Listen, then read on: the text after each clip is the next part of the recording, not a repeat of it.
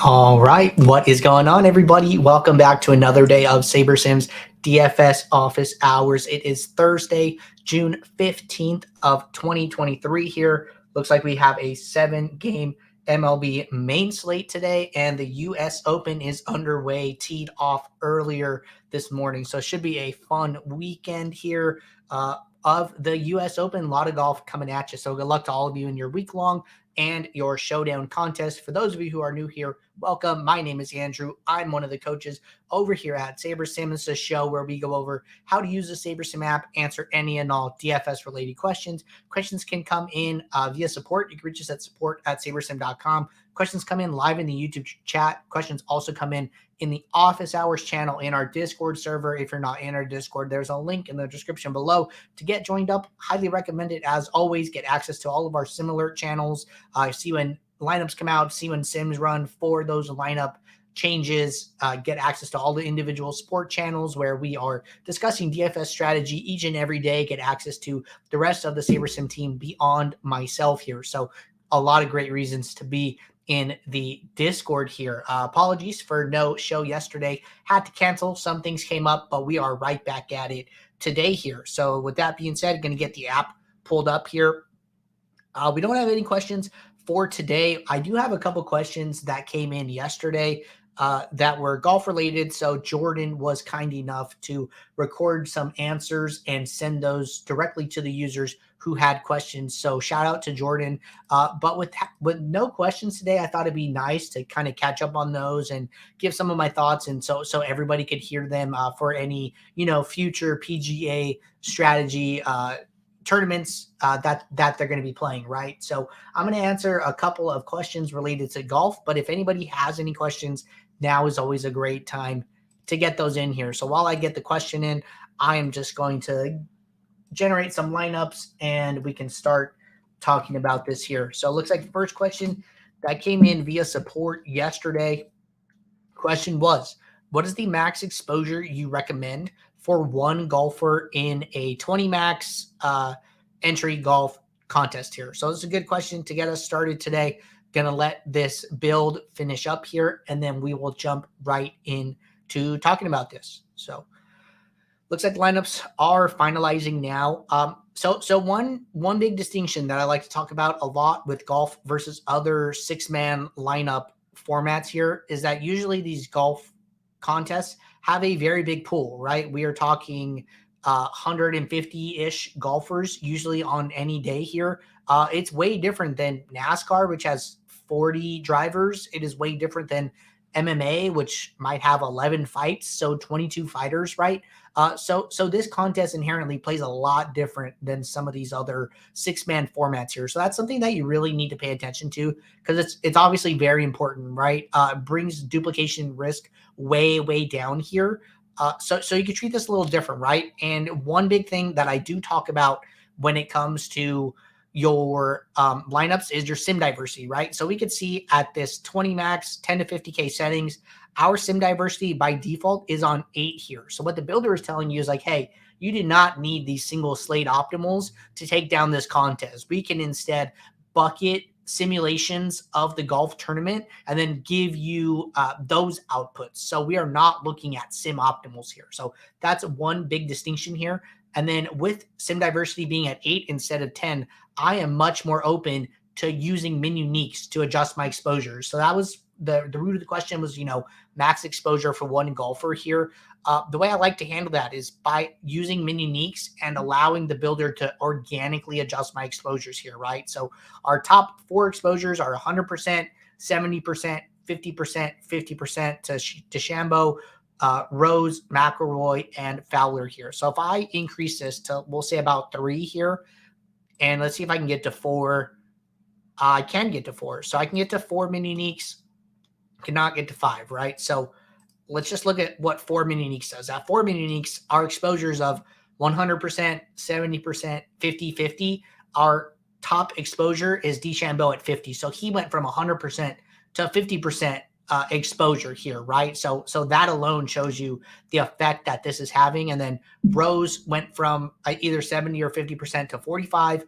Fowler down to 35, McElroy down to 30%, right? So what's going to happen is that you're putting a lot of pressure on the builder to diversify your lineups, and the builder basically has to figure out, okay, who do I need to prioritize? Who is the most important golfers to me? And from what I can see, that DeChambeau continued to be that guy, but we got a lot more diverse with bringing Siwoo Kim up, with bringing Xander Schauffele up, with bringing Adam Scott, a lot of guys in this 25% range. So I think that mini leagues is a great way to organically adjust your exposures. But if there's anybody further that you're just uncomfortable with too much exposure to, setting a max exposure to a handful of players is fine. I just think that this approach, getting you closer to where you want to be with the click of a button here, rather than setting max exposure to numerous players here, is a better option, and then making any fine-tune adjustments from there. But as far as what's the right number, there really isn't a right number. I like to use pool exposure to kind of guide me here. And also it depends on your risk tolerance, right? Some people only playing 20 lineups want to be super aggressive, right? Want to have a lot of shares of a certain player that they may think is going to take down the tournament. So this question really goes hand in hand with your risk tolerance, with the angle that you're trying to play for the slate. So take it slate by slate. It's not going to be the same answer every single time, and be open to using some of these tools to help you along the way here. But really good question to get us started. And then second question here that also came in via support. Another golf question. Question says, if there's 11 golfers I really like tomorrow for the US Open, what's the best way to build lineups that incorporate them while maximizing SaberScore? I've seen videos where projection is ticked up a few notches, where min exposure is set for those players, and where lineup rules are used. In short, I don't want to sacrifice upside generated in simulations by forcing those 11 guys. Thoughts on best practice? So this is a really good question. I don't know who sent this in. You kind of hit it on the head here, right? One of the ways is to adjust min exposures. One way is to adjust projection. One way is to adjust lineup rules here.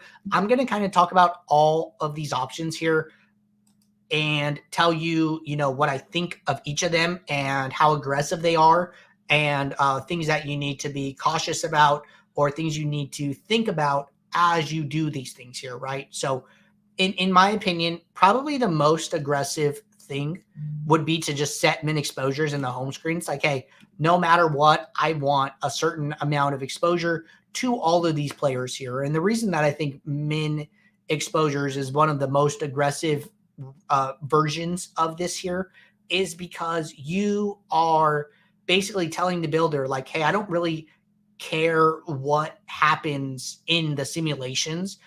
Just make sure I get these players in my lineups, right? So what can happen is that, we simulate the golf tournament. We build your lineup based on how the golfers performed in that sim of the tournament, or if it's a lower sim diversity in a number of tournaments that we simulate here, right? And then let's say that, we are building your lineups. We are, halfway through the pool, and we are not getting that much exposure to some of the guys that you listed. The builder is going to start forcing those guys into your lineup, even if they are not part of the best construction that could have been built, because you've set that min exposure, right? So you're kind of, I don't want to say tampering, but you are, affecting the outputs that the SaberSim simulator wanted to give you, right? So I think that way is very aggressive here. Another way that I kind of like more than that, which is still aggressive but not as aggressive, is putting these players in a group and then saying use at least X, right? So if you had 11 guys that you liked, maybe it's like Brooks, Rory, you go down here and get some exposure to some lower salary guys, DeChambeau, Rose, et cetera here, right? Fowler, you get your 11 guys. If you come in here and you say, hey, use at least, 2 of these guys in every lineup, this is going to give the builder a little bit more flexibility. So it's going to take your 11 guys, and then it's going to know, hey, I need to use so many of them, but I have a lot of options and I only need to use 2 per lineup, right? So I think that this way is a little less aggressive, still on the aggressive side, but this gives the builder a little more leniency, a little more wiggle room, and can probably find more sims where these guys are optimal and then put them in those lineups based on that, right? So I think that this is another option for you here. So that's two options. I would say, even if you wanted to be a little less aggressive, right? If you wanted to listen to the builder a little more here, not really force anything, what I would suggest is running a build and going and looking at the exposures of the players in question here and making some notes on a piece of paper. So what I like to do is I like to use this pool exposure column, and I would, go and look at your 11 players, see how we are grading them on a leverage basis, right? So do we like these players? I'm going to look at all 500 lineups here. That way the leverages are based on their exposure across the entire pool, and see how these players grade out, right? So maybe you like some of these players up at the top here, like we talked about, DeChambeau, Rose. They all grade out really well on a leverage basis. We like them, great. But if we inversely sort, maybe you like somebody like John Rahm, right? But we have negative leverage on him in our pool of 500 lineups here. If I'm somebody who is not set in stone on playing these guys in all of my lineups, I might rethink my John Rahm exposure, right? I might say, hey, maybe I need to remove him from this group of players that I am trying to get positive leverage on the field for. So I think that, running a build, getting some feedback from SaberSim about the guys in question here is a good place to start. And from there, you could decide, hey, maybe I want to remove Rahm from this group. Maybe you're set on Rahm and you want some shares of him, but this negative leverage leads you to say, okay, maybe I don't need positive leverage on him, but at the end of the day, I don't want Rahm to beat me. So maybe I'm just going to match exposure on him, right? So he's about 13% owned here.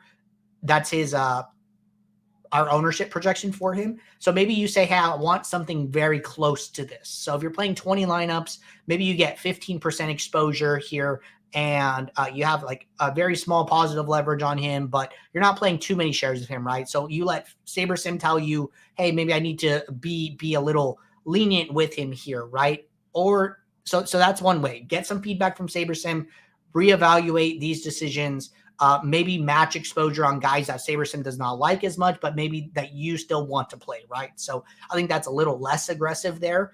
And then I would say next option here, which you kind of hit on, is adjust exposure. So maybe you're saying, hey, I'm not getting to as much Rahm as I want here naturally. I know that I like him. So I'm going to come in here and I'm going to make an exposure adjustment to him, right? Only a couple points here. I know in the past we've talked about, 10% adjustments here. I think that's way too high for golf specifically here. 10% of 75 is 7.5 here. So to take Rahm and boost him from 75 points to 82.5, one makes him the highest projected golfer in your pool here. And it'll just probably shoot him up. You'll end up with so many shares of John Rahm here. So I like, just a couple point adjustment here. In a video, it was a pro video where Jordan was interviewing Eric. Eric is, on our models team. He has a direct hand in a lot of what you see in the models here. And for Showdown, he plays a ton of golf Showdown here. He was talking about, 0.5 to 1 point adjustments in his Showdown contests for golfers, right? So that kind of made me rethink, how much should I be adjusting these projections for these golfers, right? So I think anything more than like 2 to 3 point projection is probably too much here. So I would stay anywhere from 0.5 to 3 points here. Probably never going more than that here, right? But for this, I'm going to go like, 1.5, 2 point adjustment here. And I would do that for every golfer that we're getting negative leverage on to help the builder give you more shares of those golfers that you want to play here, right? So I think some small projection adjustments can be good.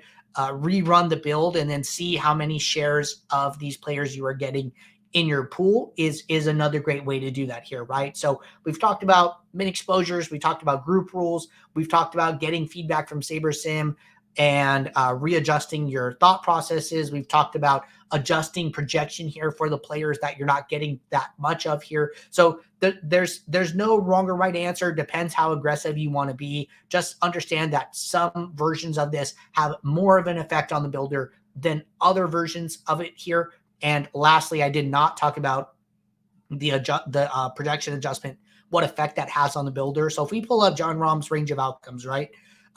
This is how he does across our sims. You're going to see, very low scores where he probably misses the cut. And we're saying he misses the cut about 10% of the time here.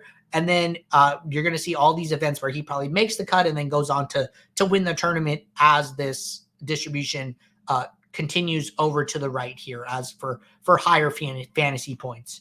What's going to happen when you adjust his projection is that for every time he scores 20 points and you adjust it by 2, he now scores 22. And every time he scores 70, he now scores 72. So we put your projection adjustment on top of our range of outcomes and basically use those two things in conjunction here. So you get access to SaberSim's range of outcomes. You get to use your custom projections that you've input into the builder, and you get to use the best of both worlds in that scenario, right? So I am a big fan of projection adjustments. They really work well.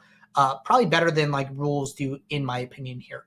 But those are two really good questions about golf. I really hope that helps people with their golf strategy going forward here. And with that being said, we're going to jump over to the YouTube chat. We have a question here from FV, but this is our last question at the moment. If anybody has any more questions, now is a great time to get them in.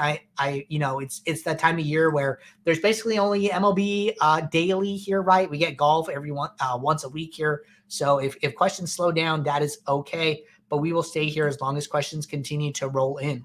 So a question from FV: in a 20 max entry contest in MLB, do you think it is best to focus on a few core players to build around pitchers or teams, or try to get a more diverse build with a bunch of different teams here? Okay, really good question.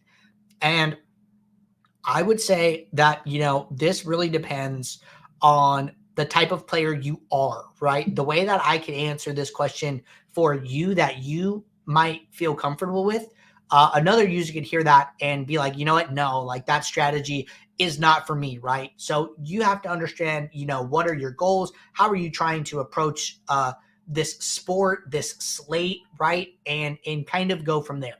So a lot of things come into play here. I would say that, if you are somebody who is new to MLB DFS, I would go with the more diverse approach. I would try and spread out my exposures, get access to a lot of different teams. Let's say that you are not that player, right? You are somebody who's very fluent in MLB DFS, understand a lot of the strategies, long-term winning player here. Maybe you are somebody who wants to take a riskier approach, have a lot higher exposure to some teams here. I think that the way that you could achieve either of those goals here is with mini uniques, right? If you're new to MLB DFS, I would say, max this mini uniques out here and use this as your baseline, right? Get to the most mini uniques you can, make any further adjustments. If you run into issues with not having enough available lineups, drop this mini uniques as you continue to make those changes to allow those things to work, right?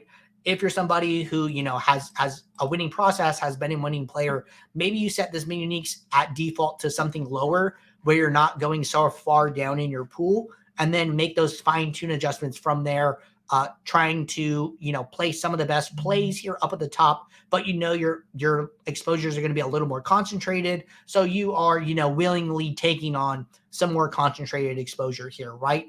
Both methods have their pros and cons. So there's not a wrong or right way to play. It really just depends on your risk tolerance here. One thing that I've told users in the past is that if you get to the end of your MLB DFS process here, where you are ready to submit these entries into your contest and you feel uneasy, you have like a little pit in your stomach about, maybe I just have way too many shares of Ohtani, I think the worst thing that you can do is submit a set of entries that you do not feel good about, right? I think that, we talk about process over results here. If you go into a slate and it doesn't go your way and you're really upset, right? A couple things. One, maybe you were too risky in your approach. Maybe you played too much bankroll, right? These are some things that you should consider why you're having this, adverse reaction to the slate. I think that, a lot of times maybe a guy gets hurt and you're like, you know what, it's okay, on to the next slate. I think that, if you're at that point, you're probably playing their appropriate amount of bankroll. Your lineups that you're entering are probably the right amount of risk for the type of player that you are, right? So all of those things come into play. Guys get hurt. Weird stuff happens in DFS all the time. That is why it is such a great thing that is a daily fantasy sport, right? Regardless what happens today, tomorrow's a new slate. There's always more contests tomorrow, right? So don't ever overextend yourself on one individual slate, and make sure that you are going to be able to come into tomorrow fresh, not feeling any of the effects from yesterday's slate, and then make good, sound decisions along the way here, right? So no wrong or right way to play in that regard. Figure out the type of player you are, ask yourself questions, understand, how the way a slate plays out affects you, and then adjust your process from there. But that is honestly the best advice I can give you as to figuring out, what you should be doing on a night-to-night basis. All right. Looks like we are all caught up with questions in support and the YouTube chat here. I'm going to wait for some more questions to roll in here. So if anybody has any questions, now is a great time to get those in.